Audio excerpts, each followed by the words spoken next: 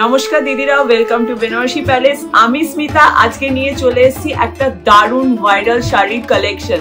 তোমরা আগেও দেখেছো, অনেকবার দেখিয়েছি, তোমাদের লাইভে দেখিয়েছি, শর্ট ভিডিওতে দেখিয়েছি, কিন্তু শাড়িটা আবার নতুন করে রিস্টক এসছে, দারুণ ডিমান্ডে রয়েছে।